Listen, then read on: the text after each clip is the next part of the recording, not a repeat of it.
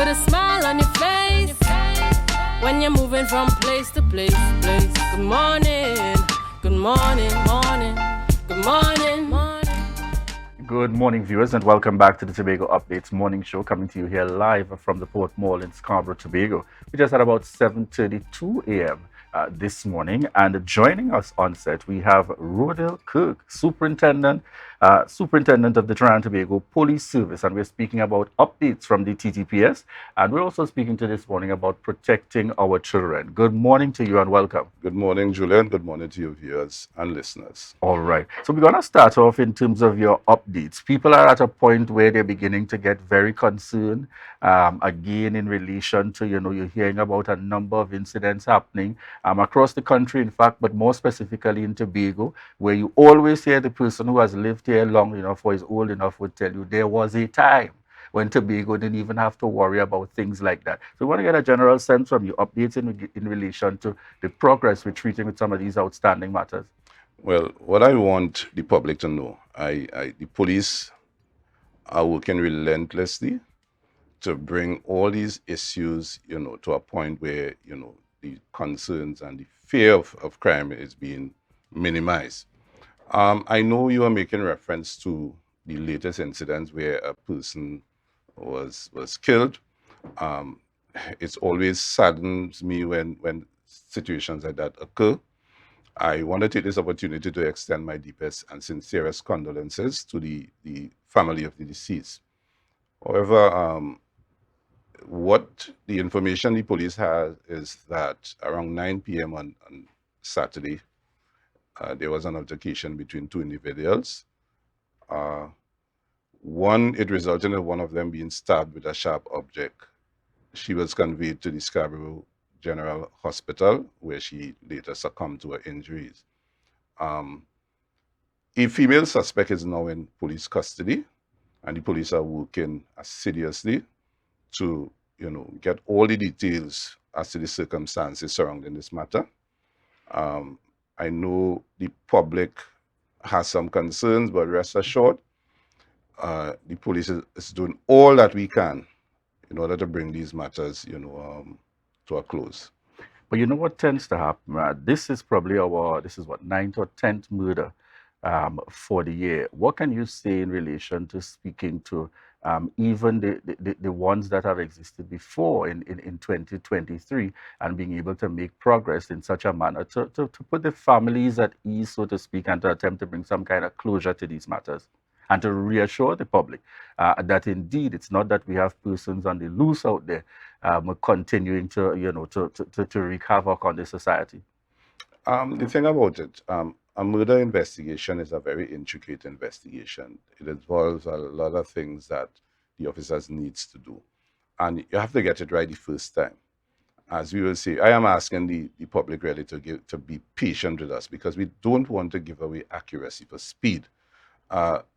I know that the Homicide Bureau and the persons involved in investigating these incidents, they are working on all the leads, on several leads. I know some of the matters are close to solving. But again, every time you are working hard on a couple, something happens which requires their attention. And with all the challenges, they still come out and give it their best. So I want the public to be rest assured that the incidents which occurred in the past are not buried, right? The police are still working on them, and I know in the near future you'll get the positive results coming out of some of these incidents. All right, we're heading in what is expected to be once again a very active period on the island. The month of October, and it has already started. We have a number of visitors coming to the island. In fact, I've been on that Crown Point, the western side of the island, and we're already seeing evidence in terms of the weekend flow.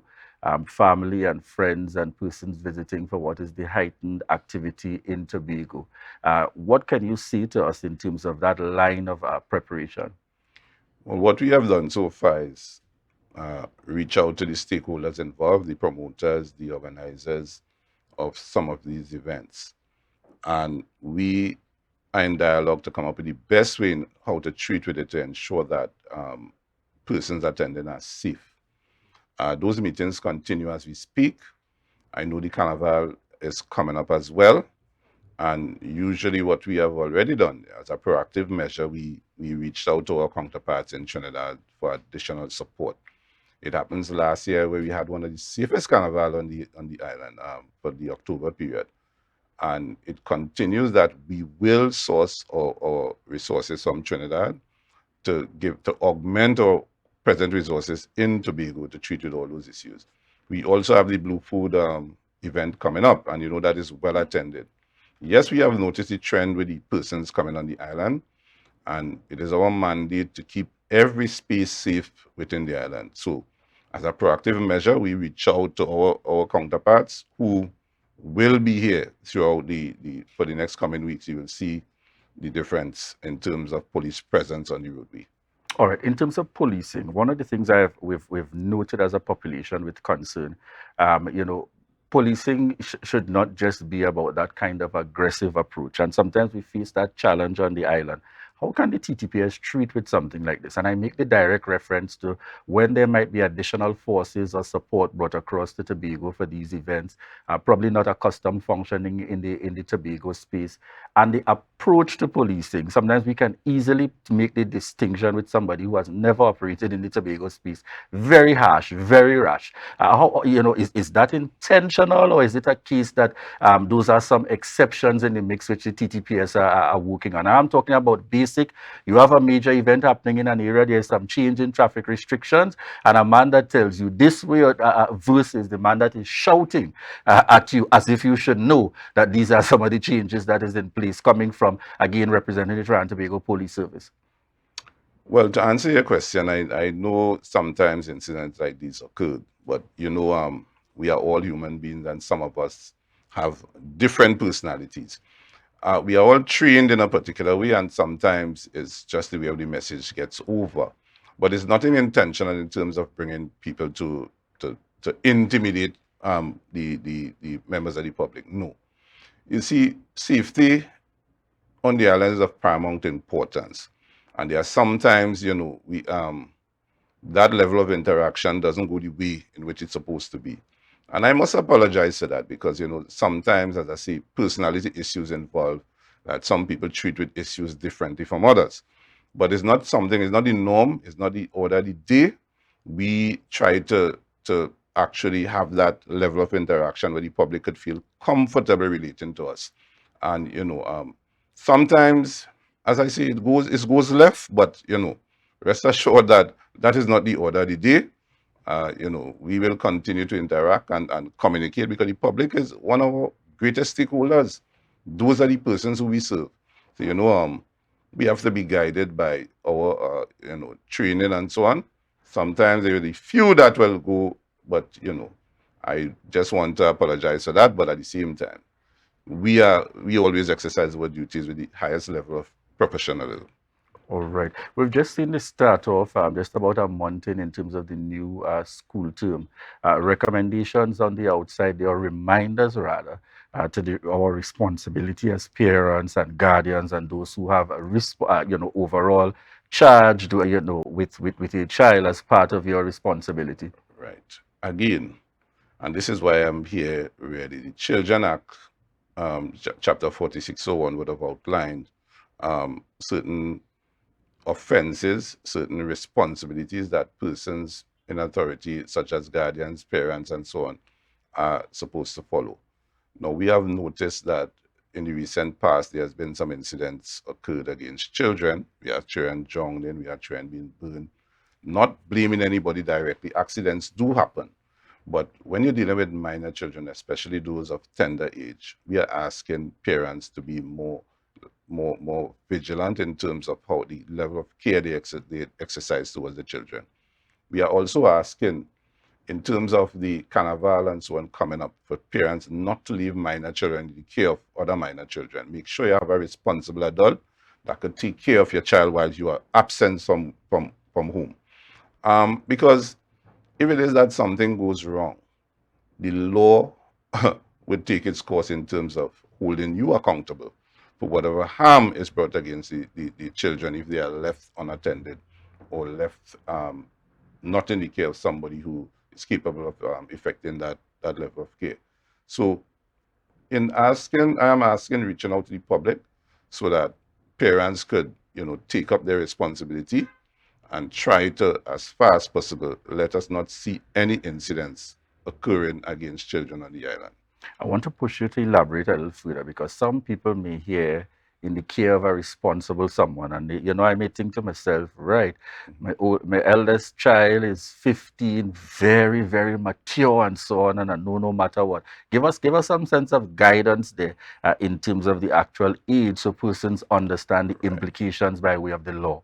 So what I'm saying again, a person under the age of 18 under the Children's Act is recognized as a child, right? So if you had to do anything, you must be an adult. You must leave that person as a responsible adult. If you're living with a grandparent, a parent, or must be an adult. Even one of your children must be an adult. It must be somebody who you believe will exercise that level of responsibility that you would do in otherwise. Because the fact is, you might leave them in the care of an adult, but the person is not a responsible adult. It may be somebody who may be involved in some kind of criminal activity. Let me say the person is a drug abuser, and you put your children at risk. You have to do your due diligence in terms of treating or assessing the person that you're leaving your child in the care of. And sometimes, notwithstanding that children are in the care of family members, they are also subject to being harmed because sometimes, many of the time, incidents occur is somebody who has a closer familial relationship with the child. So we have to be mindful of that. You must know, you must do your due diligence. So the thing about it is that as an adult or a parent, there are things that if you have that gut feeling that, hey, I don't think I should leave, don't do it. And we are just urgent because the children are vulnerable, as you know, and they're easily influenced. So you have to be careful, make sure don't leave them with that child, and don't leave them with somebody who you think or you believe that would not exercise that level of care with those children. I want to know in terms of avenues available for the child who may be negatively affected in a situation, who can they reach out to in these circumstances? How should a child treat with an incident, has occurred, as you say, unfortunately, based on who the child may have been left with or so? You probably have raised the matter with your parent, they denying it because, we still have that unfortunate situation in Trinidad and Tobago. What avenues are available by way of the law for a child in those circumstances? Well, again, too, if the child raises that issue with a parent, the parent has a responsibility by law to report it to the police. It's not something that you have a choice, you're supposed to. Now, another person the child could relate to, if the child is at school, the child could relate to a teacher. The teacher, again, could bring the information to the police. The law requires certain people, when that information is shared, to make sure and report it. Because if you fail to do so, you could be subject to the sanctions and penalties of the law if found wanting. Right? So these are things that we have to be careful with because the child or the teacher or some other, let me see, a grandparent or something the child could relate to, as long as the child passes that information on, there's a duty upon you to report it to the authorities. And then we have, in terms of the protection of the child, we have the Children Authority, who is responsible for basically putting things in place for further protection of the child and the welfare of the child going forward. All right. So I'm glad that you've mentioned that this morning. So every adult, you have to understand whether you're a neighbor, you're in church, you're a grandparent, you're a family member. If a child has raised a concern with you, it should at least be given the respect to allow due process to take place in these circumstances. What would be the message that you would want to leave before we close this morning's interview as a reminder out there broadly for our parents, guardians, all those who hold responsibility for protecting our children before it even gets to the stage of the T.T.P.S? You see, what we need to going forward is that we need communication between the adults and children. The responsible adults I'm talking about, parent need to have that outreach, that level of communication to break the barriers down between themselves and the children. They need to educate them about certain things that are now happening, in the world. Make them aware of sexual predators. Make them aware of dangers out there of behaving in a particular way. So the police are doing their part. We have the community police unit that is going out to the schools and so on and in the outreach programs. But we need that sort of support from the teachers and the parents out there to also do their part in educating their children about the realities of the dangers which exist in our society today. All Right? right. So just tell us very quickly as well, contact information. Any of the principals or schools that might be tuning in that you probably haven't reached to us yet might have an upcoming meeting or something that they would want to get the benefit of the, that kind of community policing education. Where can they reach out to? Well, they can actually reach out to 6394737, that is the Community Police Unit Tobago, or you could call any police station. 6398888 is the Sherburne Road Police Station where the officers are based, or you could reach out to the officer, the Senior Superintendent Tobago. We can direct you as to, where to go in this event that you need the information. And Julian, right now, I just want to take the opportunity also to congratulate our officers who recently got promoted as of Friday. We have about 45 to 50 officers within the Tobago space that were promoted to corporal. I want to congratulate and I want to urge them to continue the good work they have been doing in spite of the challenges. So this is one of the things I want to reach out to also our officers who are now in celebratory mode for their achievement over the past week. All right, indeed. Congratulations and kudos going out there from Tobago. Updates as well for those that are certainly continuing to progress in the service. And we want to thank you very much. Always very calm, cool, and collective, whether you are on set in studio, dealing with a crisis situation on the outside, prepared to provide the media with the relevant information and to keep us updated so that we can indeed continue to inform you, our viewers and listeners. We want to say thank you very much Thank once you for again. having me. Thank you. Most definitely, Superintendent Rohdill Kirk of the T.T.P.S. joining us here on set this morning. Viewers, we want to remind you that this is your opportunity to share the live, share the live, share the live. We'll be right back.